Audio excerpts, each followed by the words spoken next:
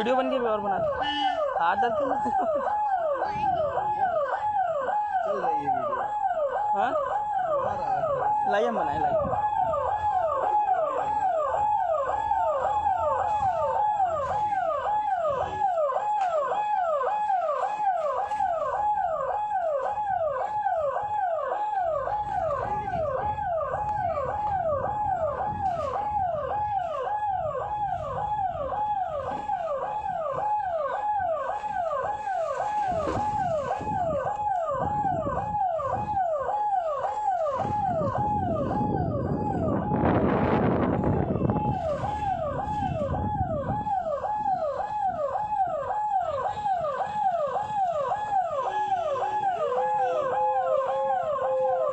Scooter बजा रहा कुत्ता।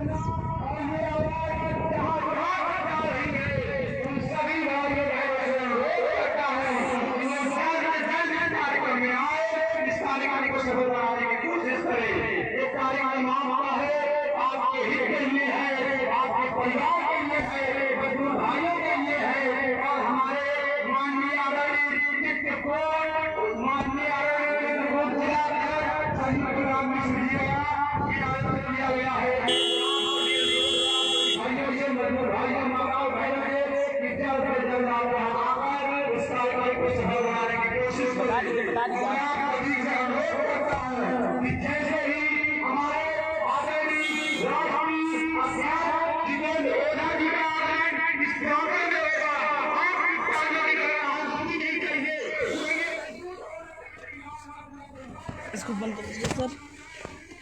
भैया मेरा फ़ोन ले लीजिएगा प्लीज़, ये आपका फ़ोन है। हम जैसे वीडियो बनाएंगे ना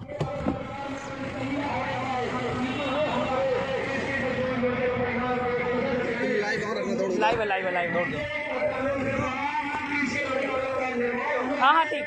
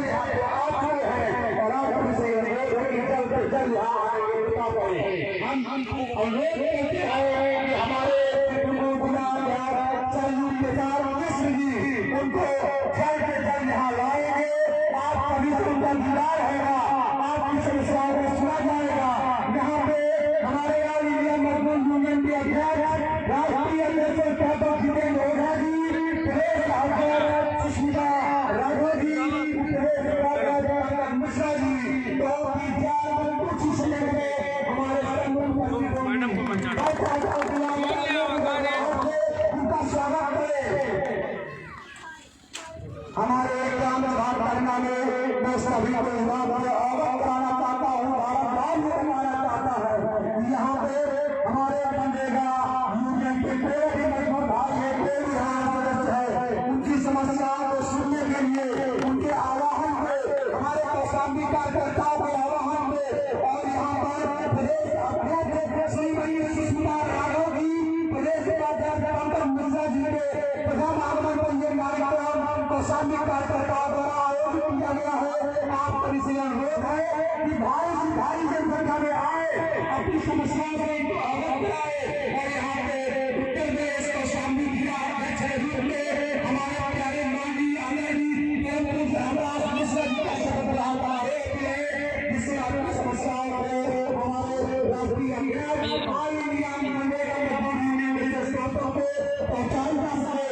वो हम आपको पहुंचाते हैं, आपसे अनुरोध है कि खड़े होकर तालियों की बड़ाहट में उनका सम्मान करें। भैया तालियों की बड़ाहट करनी नहीं चाहिए, उनको ये महसूस है कि हमारा परिवार यहाँ पे खड़ा है, हमें किसी भी चीज की चिंता नहीं है, मैं यहाँ अकेला नहीं हूँ। और यहाँ पे हमारे चित्रकूट जिला संजय प्रसाद मिश्रा जी, हमारे प्रदेश अध्यक्ष श्रीमती सुषमा राघव जी यहाँ पे प्रधान है। आप सभी से अनुरोध है कि जल्द से जल्द यहाँ आए और इस कार्यक्रम को सफल बनाने की कोशिश करें।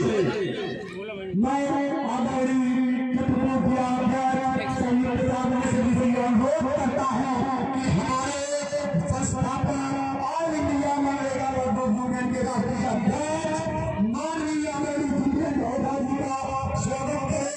उनको ये आभास न हो कि वो यहाँ अकेले हैं, उनका पूरा परिवार यहाँ पे इकट्ठा है, उनको कभी किसी चीज की चिंता नहीं होनी चाहिए। और यहाँ पे मजदूर भाइयों को भी इस बात का आभास हो जाएगा कि यहाँ पे जो शख्सियत आई हुई है उनका किरदार कोई छोटा नहीं है, किसी चीज से छोटे नहीं है, उनका दिल इतना बड़ा है कि हर एक सम्मान मांगे उनके दिल में उनकी जगह है, जो उनके परिवार के लिए है। उनकी हर एक समस्या को सुना जाएगा, उनकी समस्याओं को बताया जाएगा और जल्द से जल्द उनका निदान किया जाएगा। सभी मेरे कार्यकर्ताओं से निवेदन है कि अपना अपना स्थान ग्रहण कर ले।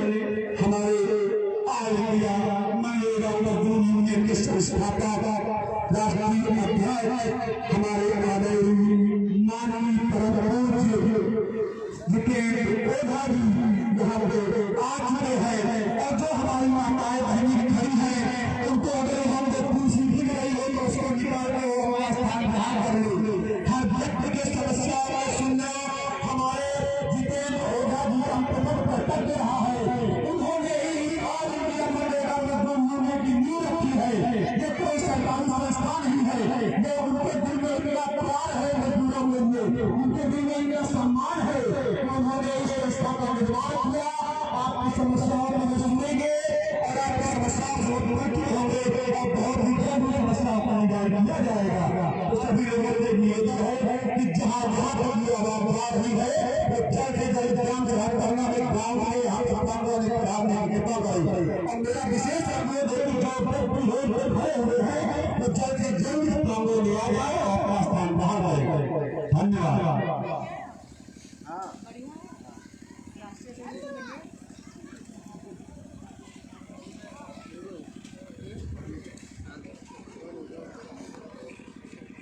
मैं सभी प्रसाद मिश्र जी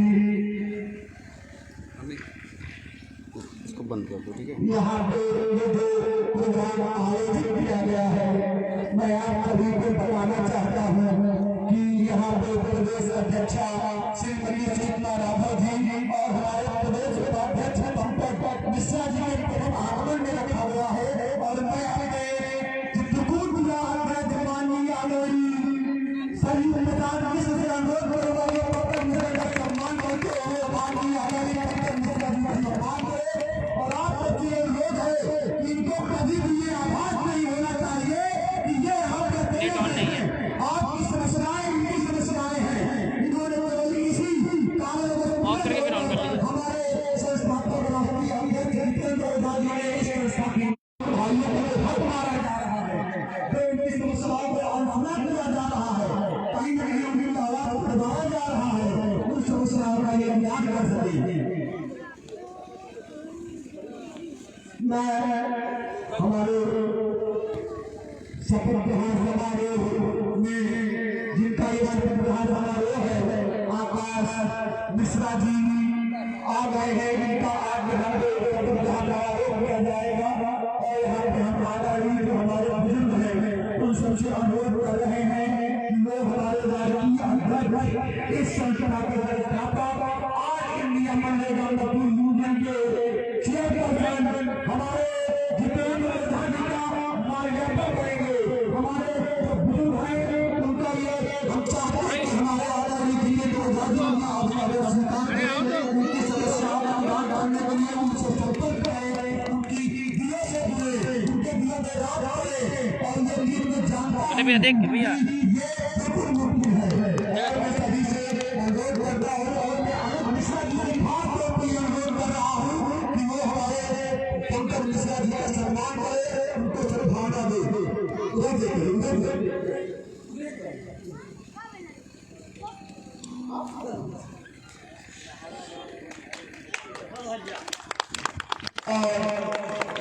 हम ये चाहते हैं कि आपका तालियों की राहत कितनी नहीं चाहिए और इन्हें ये महसूस हो कि हम यहाँ अकेले हैं। बहुत बहुत धन्यवाद सभी प्रसाद जी जिनको दिया बहुत बहुत धन्यवाद। बहुत बहुत धन्यवाद जिन्होंने श्रीमती सुष्मिता राधा जी जो कि हमारी प्रदेश अध्यक्षा है उनका सम्मान किया। बहुत बहुत धन्यवाद आपका प्रबंध निवेदन आपसे जो आप हमारे प्रांगण में पधारे हैं आपका बहुत बहुत धन्यवाद। मैंने आपको बारम्बार है ये हमारे शरीर मिश्रा जी को जिला अध्यक्ष पंकज मिश्रा जी का स्वागत किया है, इसके लिए हम बहुत बहुत आभार व्यक्त करते हैं हमारे शरीर मिश्रा जी का जो कि इस बार वर्तमान काल में जिला अध्यक्ष कार्यरत है। हम चाहते हैं कि हर एक कार्यकर्ता हर एक व्यक्ति अपना पद ग्रहण कर ले जिससे इस कार्य का संचालन सुसंगठित तरीके से किया जा सके। जो कि पीछे रोड में खड़े हैं माताएं बहनी जो भी गाड़ी के पास खड़ी है वो अंदर की तरफ आ जाए और सीट को ग्रहण कर ले। जब सामने से जो खेलते हैं वो आगे आ जाए उनको दिखाई दे। ऐसा करो वीडियो बनाते रहो, इनको दे देना भाई, साथ आएगा फोन दे देना इनको, ठीक है फिर। सामूहिक माल्यार्पण के लिए हमारे चित्रकूट जिला अध्यक्ष शरीर प्रसाद मिश्र जी कौशाम्बी उत्तर प्रदेश कौशाम्बी के जिला अध्यक्ष हमारे माननीय आदरणीय आकाश मिश्रा जी के द्वारा सामूहिक माल्यार्पण का कार्यक्रम संपन्न किया जा रहा है। आप सभी लोग उनके सम्मान में उठकर अपने पैरों में खड़े होकर उन्हें ये सम्मान दे, उन्हें ये न महसूस हो कि वो यहाँ पर अकेले हैं। मैं अपने आदरणीय राष्ट्रीय अध्यक्ष जी से ये अनुरोध करता हूँ कि वो खड़े होकर हमारे सम्मान को ग्रहण करें, हमें अभिवादन करने का मौका दें। आपका बहुत बहुत आभार जो कि आप यहाँ आए। आप ये प्रोग्राम में आपको बार बार बताना चाहता हूँ कि प्रदेश अध्यक्ष सुष्मिता राधा जी प्रदेश उपाध्यक्ष पंकज मिश्रा जी के प्रथम आगमन पर हमारे राष्ट्रीय अध्यक्ष जितेंद्र प्रधान जी के द्वारा कार्यक्रम किया गया है। उन्हीं के दिशा निर्देश में इस कार्यक्रम का संचालन हो रहा है। हम तो एक इस कार्यक्रम के संस्था के सिपाही हैं जो उनके दिशा निर्देश में इस कार्यक्रम का संचालन कर रहे हैं। बहुत बहुत धन्यवाद आपका जो आपने हमारा अभिवादन स्वीकार किया। तहे दिल से मैं आपको बारम्बार हमारे शरीर प्रधान मिश्र जी ने श्रीमती सुष्मिता रावत जी का जो कि इस वक्त प्रदेश के अध्यक्षा है उनका सम्मान किया है। आपका बहुत बहुत धन्यवाद मिश्रा जी जो आपने ये किया और बहुत बहुत धन्यवाद श्रीमती सुष्मिता रावत जी का जिन्होंने हमारा ये नम्र स्वीकार किया है। ये पंकज मिश्रा जी को बहुत बहुत धन्यवाद उन्होंने ये हमारा अभिवादन स्वीकार किया। और आप लोगों को बारम्बार धन्यवाद जो आप लोग इस कार्यक्रम में आए और आपकी ये भीड़ और ये तालियों की बर्राहट बता रही है कि कहीं ना कहीं आपका प्यार आज विफल नहीं हुआ। इनके प्रेम आगमन में इनको इस बात का विश्वास हो गया कि यहाँ लोगों का प्यार इनको मिलने वाला है, लोगों का सद्भाव इनको मिलने वाला है। समय सत्ता संपत्ति शरीर चाहे साथ देना दे लेकिन सद्भाव और आपका ये व्यवहार हमारे साथ आजीवन रहेगा। आपका कोटि बारम्बार बहुत बहुत धन्यवाद, बहुत बहुत आभार। हम दादाजी का तहे दिल से आभार व्यक्त करते हैं जिन्होंने ये सद्भावना व्यक्त की और हमारे प्रदेश उपाध्यक्ष श्रीमती सुष्मिता रावत जी का बारम्बार धन्यवाद धन्यवाद जिन्होंने हमारे ग्राम विभाग करना में उपस्थित हर व्यक्ति का अभिवादन स्वीकार करके यहाँ पे अपने चरित्र को प्रस्तुत किया है। आपका बहुत बहुत धन्यवाद। आपको 2 मिनट का वापस चालू कर दूं। जिला अध्यक्ष कौशाम्बी आकाश मिश्रा जी, हमारे चित्रकूट अध्यक्ष सरयू प्रसाद मिश्र जी के द्वारा ये माल्यार्पण पर सामूहिक माल्यार्पण प्रस्तुत किया गया है। और हम इस बात का अनुरोध करते हैं कि हमारी प्रदेश अध्यक्षा श्रीमती सुष्मिता राघव जी, हमारे प्रदेश अध्यक्ष उपाध्यक्ष स्वरूप उपाध्यक्ष मिश्रा जी और हमारे इस संस्था के संस्थापक राष्ट्रीय अध्यक्ष जितेंद्र मोदी से यह अनुरोध है कि वो हमारे इस माल्यार्पण को स्वीकार करें और हमें इस चीज का मौका दें कि उनका हम अभिवादन कर सके। आप सभी से अनुरोध है कृपया तालियों से उनका स्वागत करें। ये तालियां रखनी चाहिए, उनको ये महसूस ना हो कि ये यहाँ पे अकेले हैं, उनको ये कभी भी अंदर आपका निगरानी करे कि हमने यहाँ आके गलती कर दी। मैं आपको विश्वास दिलाना चाहता हूँ कि हमारे राष्ट्रीय अध्यक्ष जितेंद्र मोदी का दिल इतना बड़ा है कि हर एक व्यक्ति मजदूर भाई का उनके दिल में स्थान रहेगा। उनकी समस्याओं को सुनने के लिए वो 24 घंटे तत्पर रहेंगे। इसी के परिप्रेक्ष्य में उन्होंने कौशाम्बी जिला अध्यक्ष के पद पर हमारे जयंतीपुर के मूल निवासी आकाश मिश्रा जी को ये पद दिया है, जिसके शपथ पत्र ग्रहण समारोह में आप सभी को बुलाया गया है कि आपकी समस्याओं को वो सुनेंगे और हमारे राष्ट्रीय अध्यक्ष तक आप पहुँचाएंगे। और सभी मेरे ग्राम सभा करना वासियों से, मेरे मित्रों से, मेरे भाई बंधुओं से, मेरे दादाओं से अनुरोध है कि वो अपना स्थान बाहर करने बैठ जाए, तब इस कार्यक्रम का संचालन हो सकेगा। बहुत बहुत धन्यवाद। और मैं आज अपने इस ऑल इंडिया मनरेगा मजदूर यूनियन के जो उपाध्यक्ष हैं, हमारे प्रदेश उपाध्यक्ष पंकज मिश्रा जी, मैं आपको बारंबार बताना चाहता हूं कि ये कार्यक्रम हमारे इस संस्था के, जो कि कोई सरकारी संस्था नहीं है, ये हमारे राष्ट्रीय अध्यक्ष जितेंद्र ओझा जी द्वारा चलाया जाता है। इनका दिल इतना बड़ा है कि आप लोगों की समस्याओं का समाधान करने के लिए उन्होंने इस संस्था की नींव रखी। और कौशाम्बी के प्रथम आगमन पर इसमें हमारी प्रदेश अध्यक्षा श्रीमती सुष्मिता राघव जी, हमारे प्रदेश उपाध्यक्ष पंकज मिश्रा जी के प्रथम आगमन पर ये कार्यक्रम हमारे राष्ट्रीय अध्यक्ष जितेंद्र ओझा जी के दिशा निर्देश में रखा गया है। और मैं अपने प्रदेश उपाध्यक्ष पंकज मिश्रा जी से अनुरोध करता हूँ कि वो उठकर हमारे मजदूर भाइयों से जो शब्द हैं, उनसे जो बातें करें, उनको ये महसूस हो कि आप उनके लिए आए हैं, ये उनके लिए है, आप उनके लिए हैं। हमें बहुत बहुत अच्छा लगेगा। बहुत बहुत आपका आभार, बहुत बहुत धन्यवाद।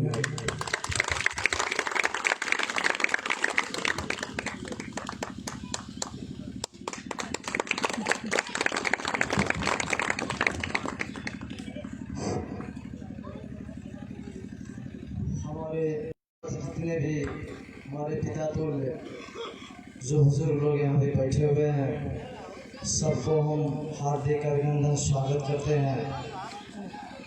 हमारे माननीय राष्ट्रीय अध्यक्ष जी जितेंद्र ओझा जी के नेतृत्व में ये कौशाम्बी के पावन धरती पे कार्यक्रम रखा गया है।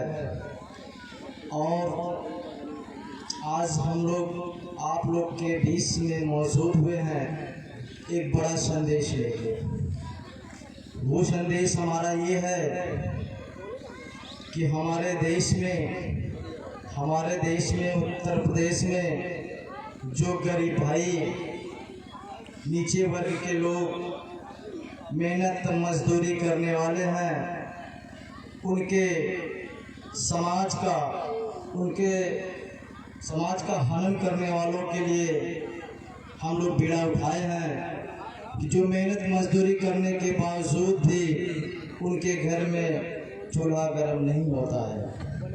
हमने सरकार से, केंद्र सरकार से, राज्य सरकार से भी निवेदन किया गया है, प्रार्थना पत्र भी दिया गया है कि हमारे मजदूरों को आगे बढ़ने के लिए, रोजी रोटी देने के लिए मनरेगा के मनरेगा के अधीन में जो भी कार्य करने वाले हैं उनको पूर्ण रूप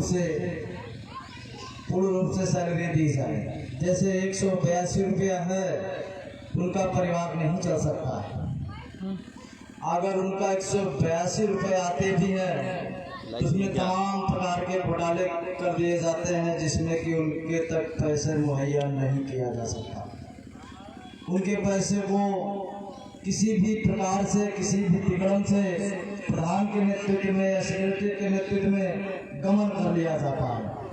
इसलिए हम लोगों ने बीड़ा उठाया है, हम ऐसा कदापि बर्दाश्त नहीं करेंगे। अपने गरीब भाइयों मजदूरों के लिए कंधे में कंधा मिला के उनका हक और न्याय दिलाने का कार्य करेंगे।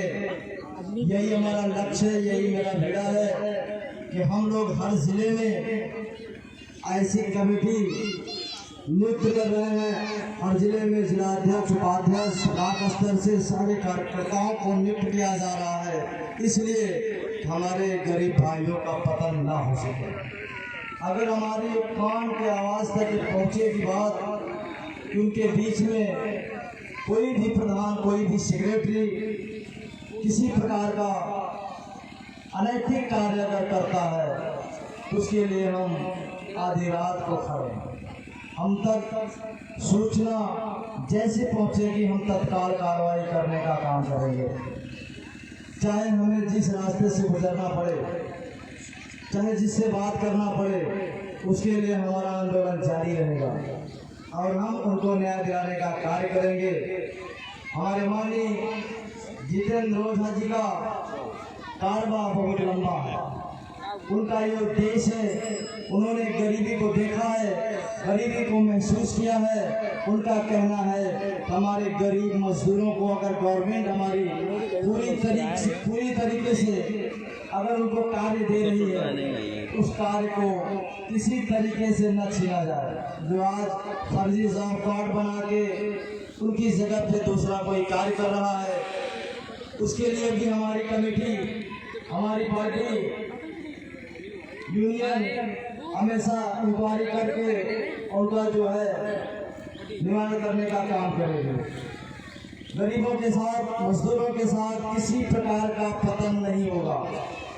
ये हम वादा नहीं कर रहे हैं, चैलेंज नहीं कर रहे हैं, विश्वास दिला रहे हैं, कोई भाषण देने नहीं है। हम गरीबों की आवाज को लेके आगे बढ़ने आए हैं और अपने कार्यकर्ताओं को उपदेश देंगे कि हर गांव में, हर जगह हर जगह हर इंसान के कानों में आवाज डाल दें कि अब उन्हें परेशान होने की जरूरत नहीं है। हमारे माननीय जितेंद्र ओझा ने जो आवाज लगाई है, उत्तर प्रदेश में नहीं पूरे देश में आवाज लगाई है कि मनरेगा का हक अब उन्हें दिलाया जाएगा। और केंद्र में माननीय नरेंद्र मोदी के कानों में आवाज भी पहुंचाई गई है कि मजदूरों को 182 नहीं बल्कि 400 रुपए जो है देने की बात कही गई है। उनके मजदूरों को 400 रुपए में ही शायद घर चल पाएगा। 182 को हटा के 400 रुपए के लिए अपील की गई है। इन्हीं बातों के साथ मैं अपने वाणी को विराम दूंगा, समय बहुत कम है। माननीय जी को जो है लखनऊ भी निकलना है और हम चाहेंगे कि हमारे प्रदेश अध्यक्ष जी अपने कुछ वाणी में आप लोगों के बीच में प्रस्तुत करें।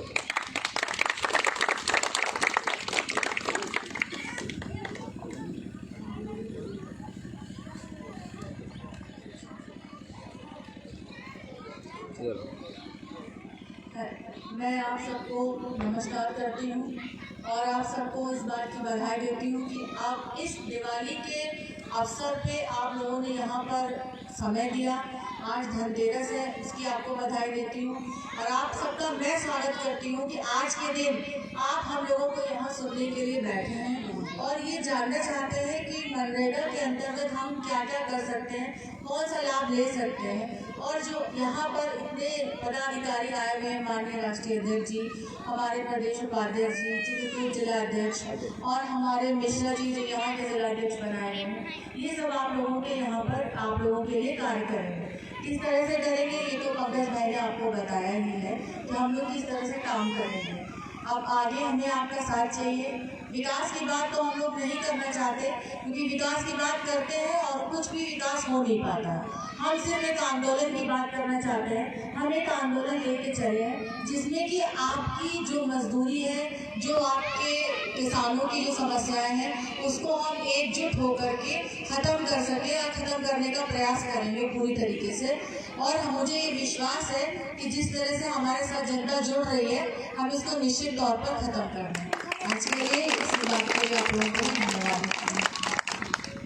बहुत बहुत धन्यवाद आपका, हमारी प्रदेश अध्यक्षा सुष्मिता राघव जी का कोटि कोटि नमन, बारंबार नमन कि जिन्होंने अपने चरण कमल के लिए यहाँ पे आई, हम सबको अपने दर्शन से प्रताप किया। और मैं आपको एक बात अवश्य बताना चाहता हूँ कि ये लोग यहाँ पे किसी जुमलेबाजी के लिए नहीं आई हैं, ये लोग किसी वोट के लिए नहीं आई हैं, ये आपका साथ मांगने आई हैं, आंदोलन करने आई हैं। जैसा कि आप जानते हो कि मनरेगा में मजदूरी कितनी मिलती है, उतना तो एक बच्चे का जो रईस जाने हैं उनका एक दिन का खर्च नहीं होता, शायद उसका एक तिहाई या एक चौथाई भी नहीं होगा। लेकिन हमारे मनरेगा भाई उस मजदूरी में अपना जीवन यापन कर रहे हैं। इन्होंने अपनी आवाज हमारे आदरणीय माननीय मोदी जी तक पहुंचाई है, जो कि हमारे भारत के प्रधानमंत्री जी हैं। शायद ये आवाज वहां तक पहुंची जरूर है, लेकिन इस बात के आह्वान के लिए आप सबका साथ चाहिए। बिना आपके साथ से कुछ नहीं होने वाला। आपकी कोई भी समस्या हो, ग्राम प्रधान हो या ब्लॉक प्रमुख हो या भी ग्राम सचिव हो, किसी के द्वारा की गई अनहोनी का माकूल जवाब आपको ये दिया जाएगा। हम आपके साथ हैं और हमें आपका साथ चाहिए। और मैं अपने ऑल इंडिया मनरेगा मजदूर यूनियन के संस्थापक हमारे आदरणीय पिता तुल्य माननीय परम पूज्य जितेंद्र ओझा जी से यह अनुरोध करूंगा कि हमारे सभी लोगों का अभिवादन स्वीकार करते हुए वो सब सही को संबोधित करें। माननीय आदरणीय जितेंद्र ओझा जी।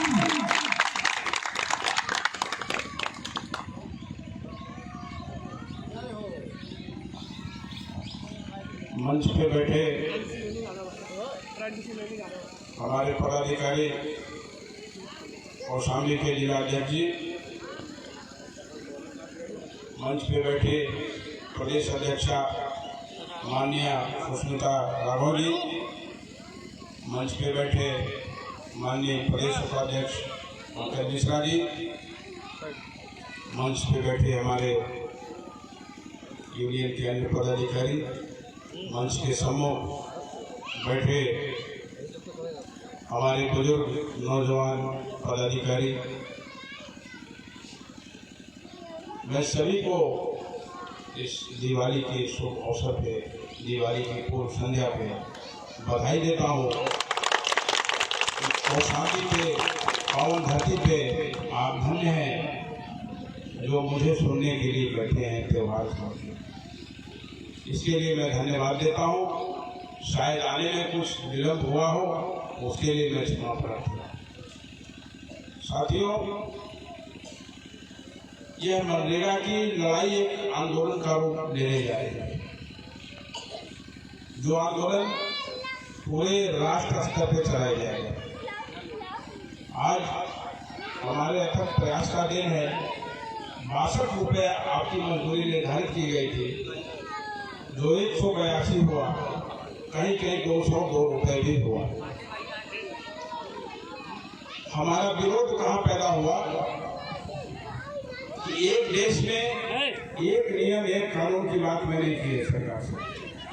एक देश में 2 तरह का नियम 2 तरह का कानून नहीं होना चाहिए। कहीं 182 पाते हैं, कहीं 202 रुपये पाते हैं। उस नियम में फेरबदल हो। दूसरी तरफ सरकार से ही मांग चल रही है, सरकार के ही बनाए हुए नियम के द्वारा 341 रुपये 50 पैसे की भी बात सरकार करती है, 446 रुपये 60 पैसे की भी बात करती है कि बंधुआ मजदूरी किसी से नहीं कराया जाएगा।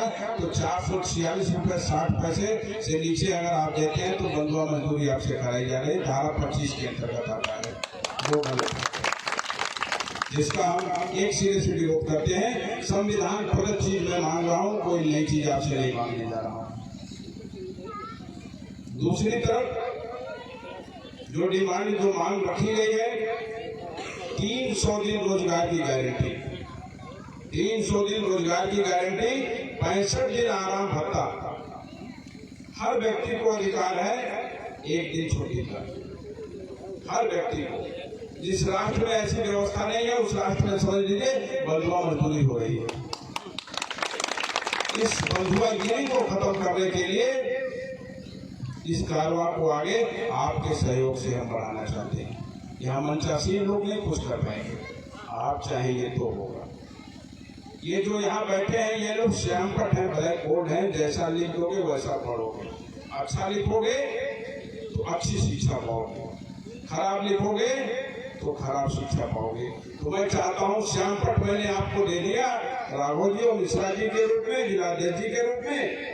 अब कैसा लिखना है लेखनी आपके हाथ में, कैसा लिखना है, अपना भविष्य बढ़िया लिखना है या खराब लिखना है, या ये सोच के संतोष कर लेना है कि चलो जो मिल रहा है उसी में संतोष कर ले, तो ये मानवता की श्रेणी में नहीं आता है।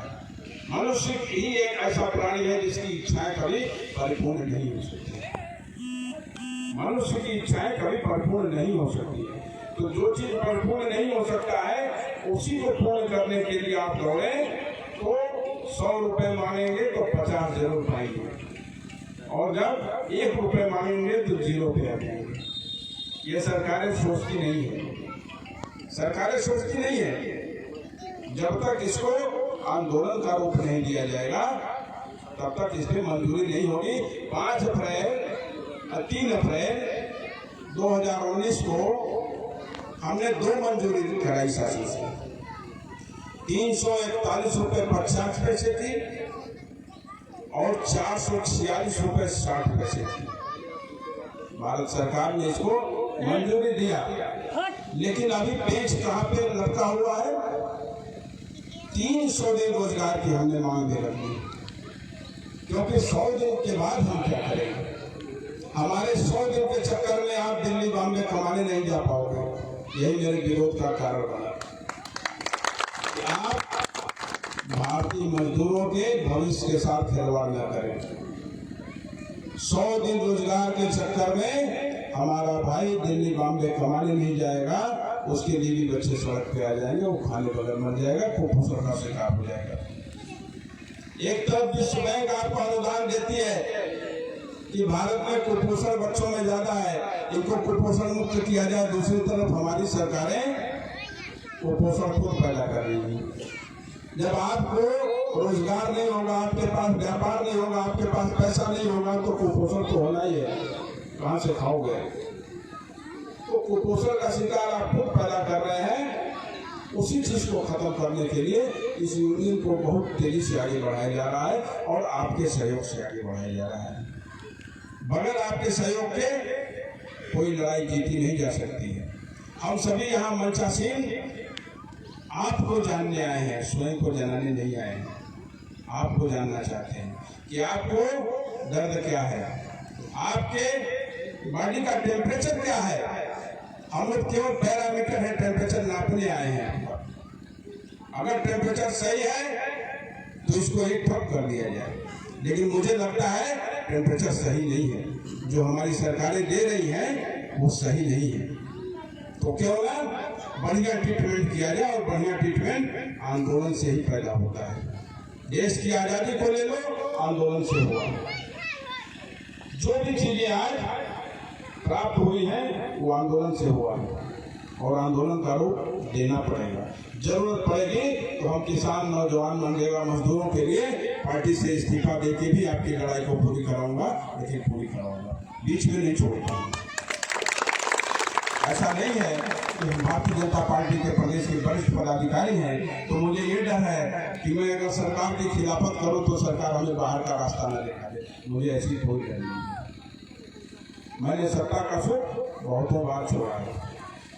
हम आपके लिए हैं, किसी पार्टी का गुलाम नहीं।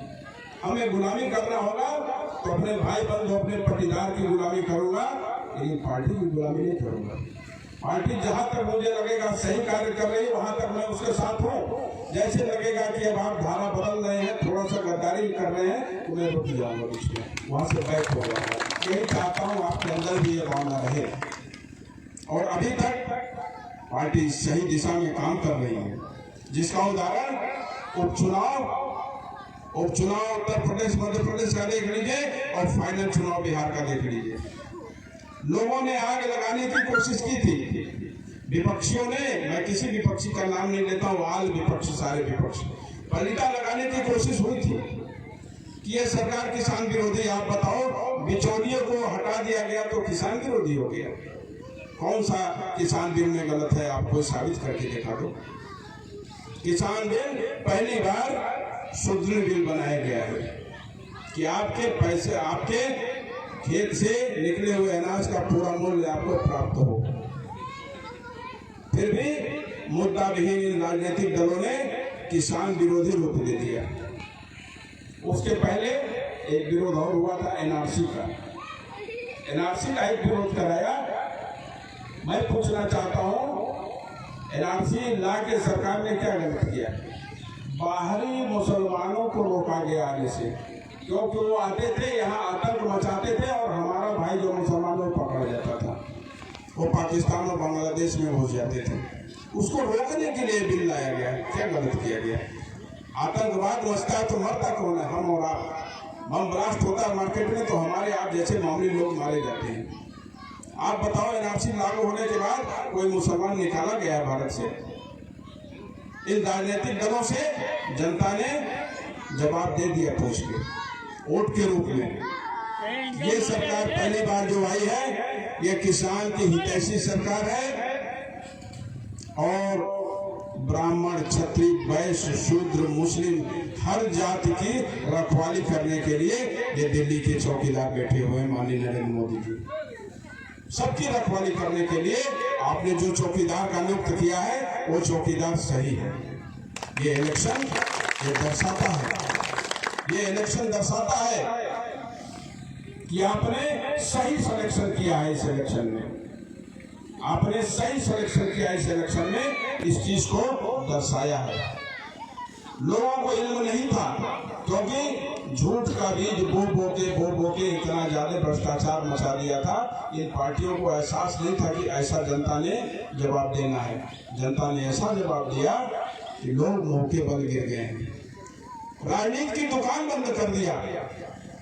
और तो और भारत में 2 बार, भारत क्या पूरे विश्व को मैं देख रहा हूं, पूरे विश्व की निगरानी करके बता रहा हूं कि विश्व में 2 बार जनता ने प्रधानमंत्री के लिए संघर्ष करके पीएम बनाया। अभी तक जनता संघर्ष करके प्रधानमंत्री नहीं बनाई थी, जनता ने संघर्ष करके नरेंद्र भाई मोदी को पीएम बनाया। तो मोदी जी का भी दायित्व बनता है कि 446 रुपए 60 पैसे का जो समझौता मनरेगा मजदूरों को देने के लिए हुआ है, पूरे भारत में उसे तत्काल लागू कर दिया जाए और 300 दिन रोजगार, 65 दिन आराम, आराम के बदले 100 रुपए भत्ता, आराम के बदले 100 रुपए भत्ता।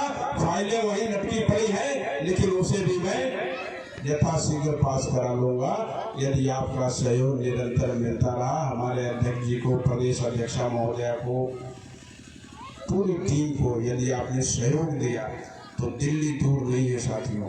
वो कौन सा ऐसा काम है जो मनुष्य करके न दिखा दे?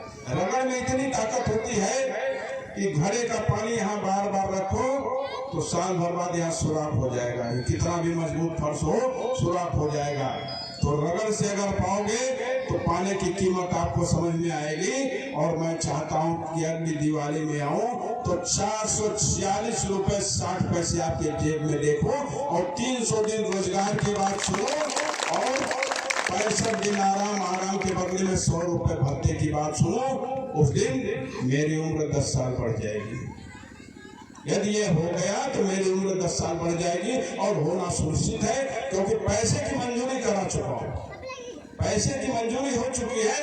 केवल 300 दिन रोजगार और 65 दिन आराम भत्ता जो 100 रुपए हमने अलग से मांगा है, उसमें उसी पे बहस चल रही है और शासन में बैठा हूँ उसका भी लाभ आपको दिलाऊंगा, व्यक्तिगत संबंधों का भी लाभ दे रहूंगा और पूरे भारत के मजदूरों की मजदूरी एक समान कराऊंगा। एक समान मजदूरी की मांग मैंने की है। कहीं पे कुछ दिया जाता है, कहीं पे कुछ दिया जाता है। नहीं भाई, पेट तो एक ही बराबर है ना, पेट तो एक बराबर है, तो विभेदीकरण क्यों करते हो? विभेदीकरण न करो। एक कानून एक व्यवस्था देश में होना चाहिए। ये कानून एक व्यवस्था की मांग मैंने किया है और उस पर भी आपके आशीर्वाद से, आपके सहयोग से बहुत जल्दी लाभ मिलेगा, क्योंकि पैसे की मंजूरी हो चुकी है। 3 अप्रैल 2019 को पहली मंजूरी हुई है, उसके तत्काल बाद 446 रुपये 60 पैसे वाले भी मंजूरी हुई है। उसे लागू होने में केवल विलंब यह है कि 300 दिन रोजगार और 65 दिन आराम के बदले भी मैंने भत्ता मांगा है। जैसे सरकारी कर्मचारियों को छुट्टी है तब भी उन्हें वेतन मिलता है। लॉकडाउन का उन पे असर नहीं हुआ, लेकिन मेरे पट्टीदारों पे लॉकडाउन का असर हुआ। मेरा पट्टीदार कौन है? ये सामने बैठा लोग, ये सामने दो लोग दिखाई दे रहे हैं, ये मेरे बहुत पट्टीदार हैं। इन पे लॉकडाउन का असर हुआ, इन पे हुआ, क्योंकि इनके पास 100 दिन का रोजगार था और लॉकडाउन में वो भी नहीं हुआ। तो कम से कम अगर 65 दिन आराम भत्ता मिलेगा, 100 रुपये ही मिले, मैंने बहुत ज्यादा मांग नहीं रखी है, 100 रुपये ही मिले। तो 1 महीने का अगर लॉकडाउन है तो 100 रुपये में नहीं दाल चावल रोटी खिला पाओगे तो सूखी रोटी तो अपने बेटे को खिला दोगे, कम से कम जिंदा तो रहेगा। हमें ये फोन तो नहीं आएगा कि मेरा बेटा कुपोषण से मर गया। आप सोचो, मैंने देखा है गांव में बच्चे चावल क्या होता है नहीं जानते हैं अभी भारत में, और हम कहते हैं कि हम स्वतंत्र हैं।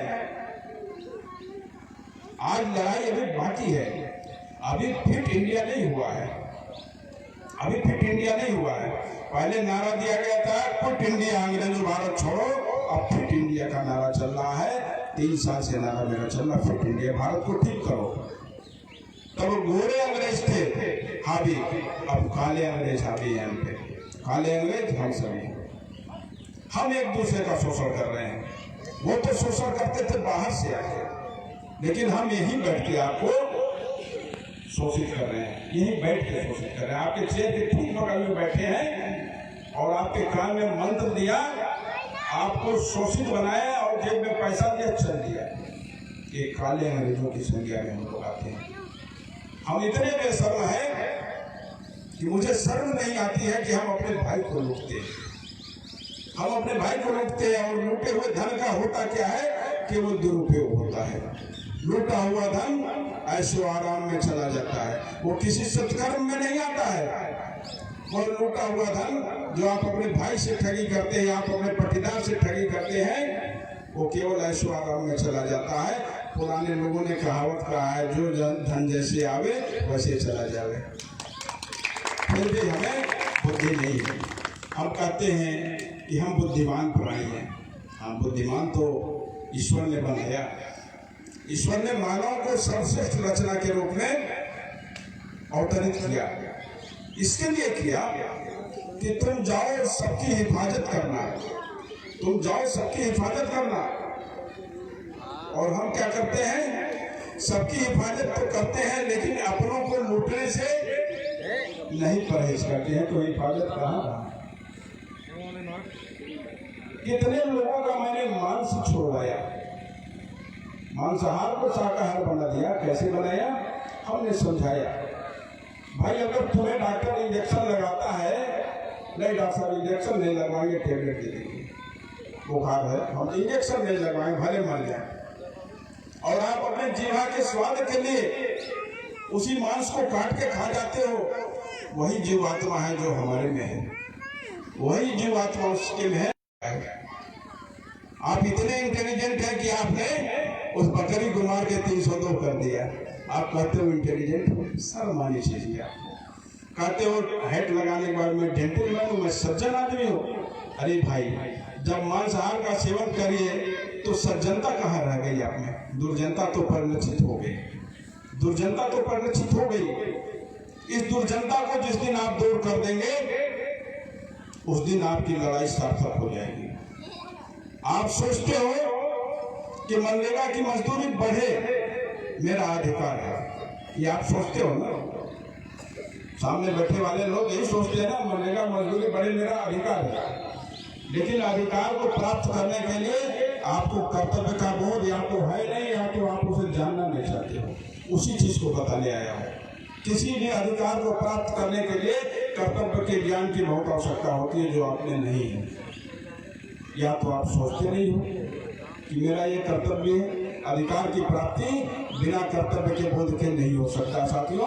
तो कर्तव्य का बोध जिस दिन हो जाएगा, उस दिन पैसा तो मैंने बढ़ा दिया है, 300 दिन रोजगार और 65 दिन आराम भत्ता भी दिलवा दूंगा जिस दिन आपको कर्तव्य का बोध हो जाएगा। और कर्तव्य का बोध तभी होगा जब आप सारे पदाधिकारियों का सहयोग करते रहेंगे।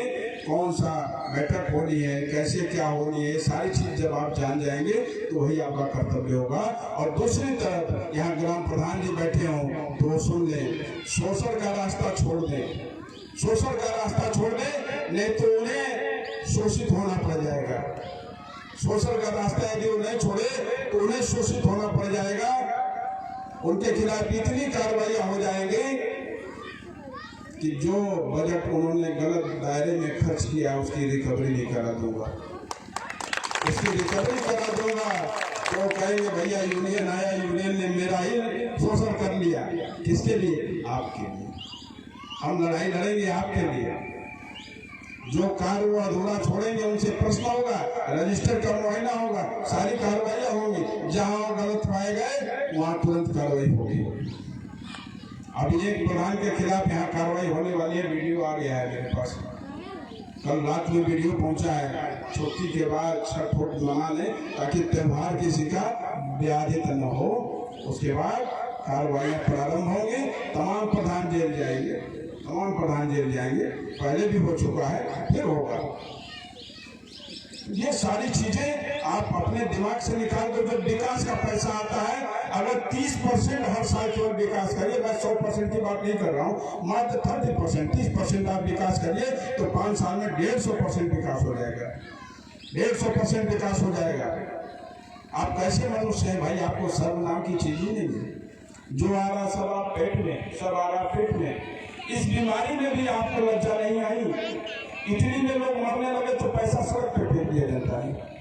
इस पैसे का क्या मोल जब जीवन नहीं है? तो कम से कम कुछ देख के सीखो, कुछ देख के सीखो।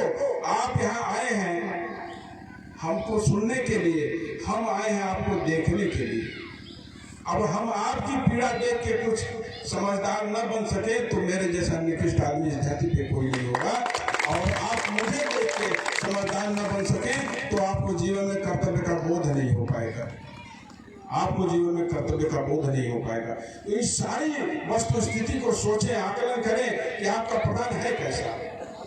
अगर आपका प्रधान गड़बड़ है तो आने वाले चुनाव में उसका बाइकआउट कर दीजिए, दूसरे को प्रधान बनाइए ताकि उन्हें सजा मिले। आज आपने बढ़िया चौकीदार दिल्ली में बैठाया, सारे राजनीतिक पार्टियों को सोचने पे अब विवश होना पड़ रहा है कि भैया मैंने जनता को फिर भी गुमराह किया, लेकिन ये वोट भारतीय जनता पार्टी के पक्ष में दिए। आपके मनरेगा मजदूरों ने बिहार में सबसे ज्यादा वोट किया। हम हमेशा मंचों पे जाते हैं, लेकिन कभी हम पार्टी के लिए नहीं कहते हैं कि आप हम भारतीय जनता पार्टी पदाधिकारी तो उनको वोट दे दो। मैं ये बात कभी नहीं करता हूँ। हमने हमेशा कहा है, आप मेरे वेबसाइट पे जाके वीडियो लॉगिंग करके देख लो, मैंने हमेशा एक बात कहा है। आपको लगता है कि ये सांसद, ये विधायक जो लड़ रहा है ये बेहतर है तो वोट देना, नहीं तो अपनी आत्मा की आवाज सुनना। दूसरा आपको बेहतर लगे तो उसको वोट देना। मेरे आने से मत वोट देना, मेरे कहने से मत वोट देना, क्योंकि यहाँ की सड़कों पे हम एक दिन चलेंगे, आपको बारंबार चलना है। तो ये आपका निर्णय है। मेरे कहने से वोट मत देना, मेरे कहने से वोट मत देना। किसी पार्टी की गुलामी मत करना। गुलामी करना है तो अपने भाई परिवार की गुलामी करिए, अपने गांव की गुलामी करिए ताकि गांव का विकास हो। किसी पार्टी की गुलामी न कीजिए। हम पदाधिकारी किसी पार्टी की गुलामी नहीं करते। जब तक लगता है कि हमारी पार्टी सही दिशा में जा रही है तब तक साथ देते हैं। जब लगता है कि पार्टी गलत दिशा में जा रही है तो पार्टी को सावधान करते हैं। उस पर भी नहीं मानती है पार्टी तो पार्टी के खिलाफ झंडा और डंडा लगा के बैठ जाते हैं विधानसभाओं पे, ताकि तुम्हें सबक सिखाओ। ये कोई जिस दिन आप में आ जाएगा उस दिन आप अपना अधिकार प्राप्त कर लेंगे। आपको लग जाएगा मेरा प्रधान गलत कर रहा है, प्रधान के खिलाफ धरने पे बैठ जाइए, प्रधान के खिलाफ आंदोलन छेड़ दीजिए। भले वो प्रधान आपका बड़ा भाई हो, आपके परिवार का सदस्य हो।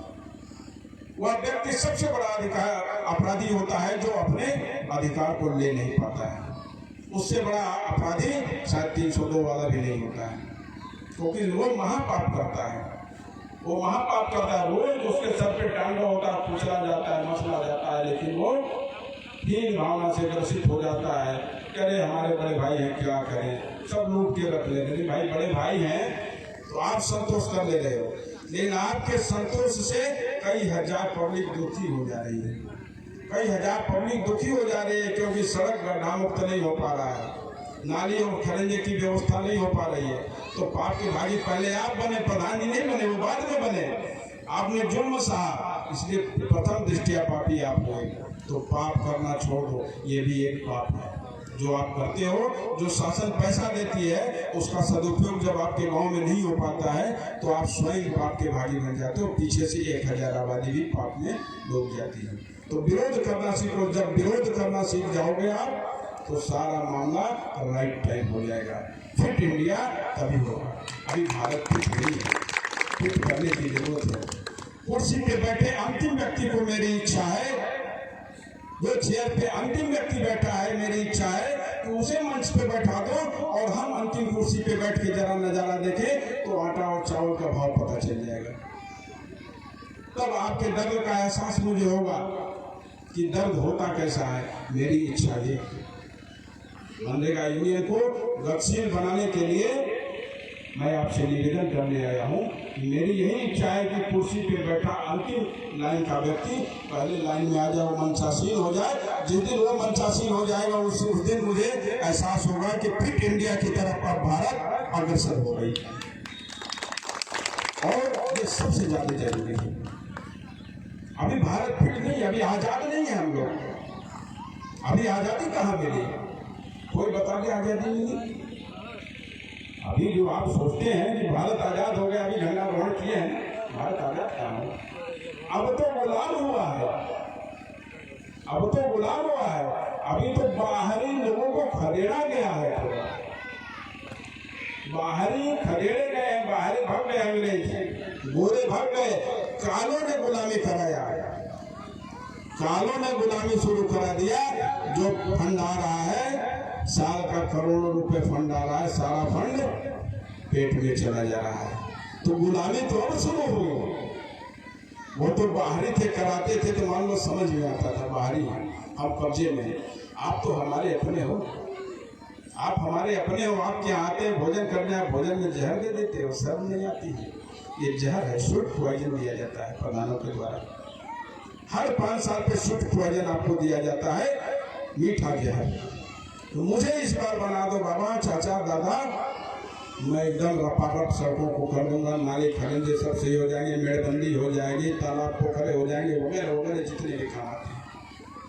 मीठा जहर ये देते हो हर 5 साल पे, और जैसे कुर्सी पे बैठ जाते हो जहर उगलना शुरू कर देते हो, नाग बन जाते हो। तो नाग के फन को कुचल दिया जाता है और आप करते क्या, उसकी बॉडी पे चोट करते हो। बॉडी पे चोट करने से सांप नहीं मरता जब तक फन नहीं कुचलोगे। तो अब फन कुचलने का टाइम आ गया है, आपका अधिकार है। आप अपने अधिकार को लें, जागे और अपने अधिकार को लें। ग्राम प्रधानों के अधिकार की भी बात चल रही है, वो भी चल रहा है कि गांव की सरकार को पूरा पावर दिया जाए जो संविधान प्रदत्त है। प्रधान क्या है? प्रधान गांव का सरकार है। मेरी मांग चल रही है कि उसको इतना अधिकार दे दिया जाए कि आपको शहर कलेक्टर के पास न जाना पड़े। 150 रुपए जो किराए में खर्च होता वो बच जाए। प्रधान को पूरा अधिकार दिया जाए। बाबा साहब ने लिखा है संविधान में, गांव की सरकार होनी चाहिए, लेकिन उसको दबा के बैठ गई। जो भी सरकारें दबा के इसलिए बैठ गई कि सारा अधिकार प्रधान को दे दिया जाएगा तो हमारी वैल्यू खत्म हो जाएगी, कलेक्टर साहब को कौन सा मरेगा। तो ये होने नहीं दिया। गांव की सरकार की वकालत बहुत तेजी से चल रही है। हमारे अन्य साथी भी उठा रहे हैं कि प्रधानों को इतना हक दिया जाए कि कलेक्टर तक न जाना पड़े। वो जो भी शासन का ऑर्डिनेंस आवे उसको कंप्लायंस खुद करा लें, कलेक्टर तक आपको न जाना पड़े, जिससे आपका पैसा बचे। गांव का पलायन रोकने के लिए आपका पैसा बढ़वा रहा हूँ। जो मंजूर है 446 रुपये 60 पैसे, केवल 300 दिन मजदूरी और 65 दिन आराम भत्ता 100 रुपये जिस दिन हो जाएगा उस दिन शासनादेश पूरी तरह से लागू हो जाएगा पूरे भारत में। इन्हीं शब्दों के साथ मैं आपको दिवाली की पूर्ण बधाई देता हूँ। और ठंड का मौसम है, आप सभी इस उद्देश्य से घर जाएं कि अगली दिवाली में 5 दिया अलग से जलावें, अगली दिवाली में 5 दिया अलग से जलावें। 446 रुपये 60 पैसे आपकी मजदूरी हो जाए तो 5 दिया आप मेरे कहने से अलग से जलावें। उस दिन मुझे खुशी होगी जब सुनूंगा कौशाम्बी में 5 दिया अलग से जला, और आऊँगा आपकी जेब में जब हरी नोट देखूंगा 446 रुपये 60 पैसे और 100 रुपये आराम भत्ता, उस दिन मुझे खुशी मिलेगी और मेरी आयु 10 साल बढ़ जाएगी। साथियों, आपको विचार करना होगा मेरी बातों में। ऐसा नहीं कि आप सभा सुन के गए और फिर जाके चादर तान के सो गए। आप मेरे साथ रहो, कभी देखो मैं 24 आवर जगता हूँ, 24 आवर 24 घंटे। कभी 2-4 महीने पे 10-5 मिनट के लिए नींद आ गई तो आ गई, वरना मुझे नींद नहीं आती। मुझे नींद नहीं आती है, इसलिए नहीं आती है क्योंकि मुझे काम की जल्दी है। मैं जानता हूँ उम्र कम है, उम्र की डोर कब टूट जाए ये कोई जानता नहीं है। हमारी इच्छा है कि कुछ ऐसा कर दें कि मरने के बाद 4 में 44 चादर मेरे मकबरे पे चढ़ा गया। यही मेरी इच्छा है, यही मेरा स्वार्थ समझो चाहे इच्छा समझो, इसीलिए मैं इतना तेज गति से चलता हूँ। इसको चाहे आप स्वार्थ समझो चाहे इच्छा समझो, इसी इच्छा शक्ति के लिए मैं चलता हूँ। मैंने कभी किसी से कोई धन का अर्जन नहीं किया, न उम्मीद किया और न उम्मीद करूँगा। जय हिंद, जय भारत। बहुत बहुत धन्यवाद आपका, हमारे राष्ट्रीय अध्यक्ष माननीय आदरणीय जितेंद्र ओझा जी का। जैसा कि आप लोगों ने हमारे राष्ट्रीय अध्यक्ष जी की बातें सुनी कि एक चौकीदार हमारे देश के ऊपर बैठा है जो हमारी रखवाली कर रहा है, और एक चौकीदार जो हमारे गांव में बैठा है जो हमारा शोषण कर रहा है।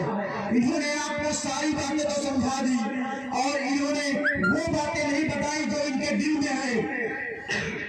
मैं वो बातें आपको बताना चाहता हूँ। हमारे राष्ट्रीय अध्यक्ष जी का कहना है कि ये बहरों का इलाका है, जिस गांव में हो उस गांव से बोलो ये बहरों का इलाका है, जरा जोर से बोलो। मैं आपसे कहना चाहता हूँ जरा जोर से बोलो, क्योंकि अगर सरकार गंदी है तो सरकार भी गिराई जा सकती है, अगर प्रधान गंदा है तो उसकी भी सरकार 5 साल से पहले गिराई जा सकती है। आप 5 साल में वेट नहीं कर सकते, 5 साल में आपकी जिंदगी चौपट हो जाएगी। उस चीज का आप वेट न करेंगे, नहीं 5 साल आएगा फिर वोट देने का मौका आएगा, हम किसी और को चुन लेंगे। आपका 1/3 बहुमत प्रधान को जमीन पे लाके पकड़ेगा और आप अपनी स्वेच्छा से किसी उस व्यक्ति को प्रधान बना सकते हैं जो आपके मन मुताबिक काम करे, आपको दर्द को समझे। आप ये चीज दिमाग में न रखें कि प्रधान आपको